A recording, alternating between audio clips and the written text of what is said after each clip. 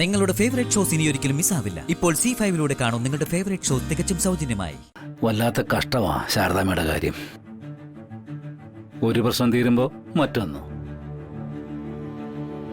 അല്ല മോനെ, നമ്മുടെ വിഷ്ണുവിന്റെ ശാലിനിയുടെ മൊബൈൽ റെസ്റ്റോറന്റ് നന്നായിട്ട് പോകുന്നുണ്ടല്ലോ അല്ലേ? കുഴപ്പമില്ല. ഇപ്പൊ ആൾക്കാരെല്ലാം കേട്ടറിഞ്ഞ് വന്നു തുടങ്ങിയിട്ടുണ്ടെന്നാ പറഞ്ഞത്.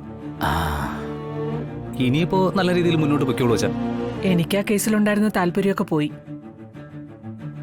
എന്തായാലും സർക്കാർ ഉത്തരവായതല്ലേ, അന്വേഷണം നടക്കട്ടെ. ശരി. എന്താ ഭാമേ? രോഹിത് മിസ്സായ കേസിന്റെ അന്വേഷണമാ.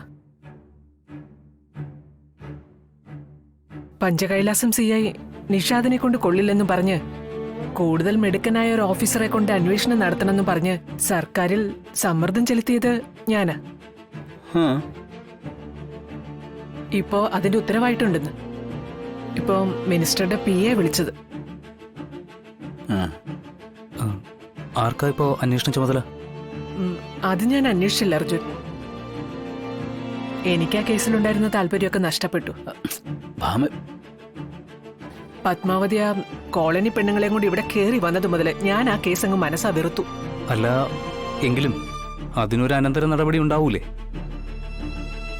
ആയിക്കോട്ടെ, ഞാൻ മുൻകൈ എടുത്തൊന്നും ചെയ്യില്ല എന്ന് മാത്രം.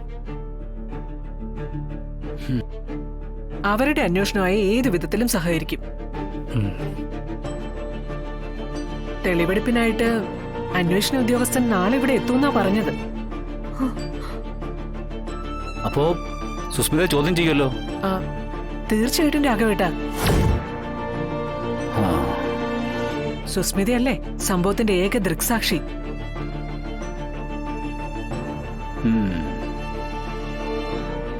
രോഹിത് കൊക്കയിലേക്ക് വീഴുന്ന സമയത്ത് ഒപ്പം ഉണ്ടായിരുന്ന ആളെന്ന നിലയിൽ സുസ്മിതയെ വിശദമായിട്ട് തന്നെ ചോദ്യം ചെയ്യും നാളെ രാവിലെ. നിഷാദിനേക്കാൾ ഹയർ റാങ്കിലുള്ള ഉദ്യോഗസ്ഥനെയാവും കേസ് അന്വേഷിക്കാനായി നിയോഗിച്ചിട്ടുണ്ടാവുക. ആ ഓഫീസർ നേരത്തെയുള്ള അന്വേഷണ ഉദ്യോഗസ്ഥന്റെ നിഗമനങ്ങളും കാഴ്ചപ്പാടുകളൊന്നും അപ്പാടെ ശരിവെക്കണമെന്നില്ല.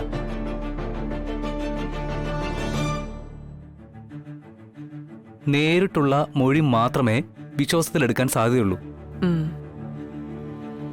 അച്ഛാ, ചുരുക്കി പറഞ്ഞ ഇതിന്റെ അന്വേഷണം ഒന്നിൽ നിന്ന് തുടങ്ങുകയാണ്. ഓ, അത് ശരി.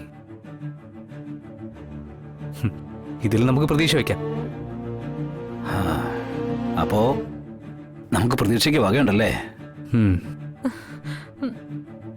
ഭാമേ, നിഷാദിന്റെ കാര്യത്തിലെന്ന പോലെ ഇതിലൊന്ന് ഇടങ്കോലിടായിരുന്നാ മതി. പറഞ്ഞില്ലേ രാഘവേട്ട, എന്റെ ഭാഗത്തുനിന്നുള്ള എല്ലാ സഹകരണവും ഉണ്ടാവും. പക്ഷെ ഞാനൊന്നിനും മുൻകൈ എടുക്കില്ലെന്ന് മാത്രം. അത് മതി ഭാമേ. രോഹിത്തിന്റെ കേസിൽ സത്യം തെളിയാൻ അത് ധാരാളം മതി.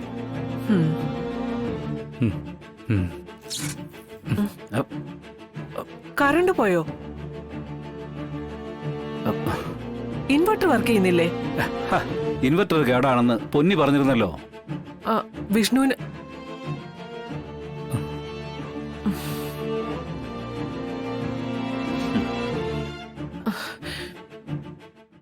ഡൗൺലോഡ് ചെയ്യൂ C5 ആപ്പ്. കാണൂ എല്ലാ എപ്പിസോഡുകളും സൗജന്യമായി.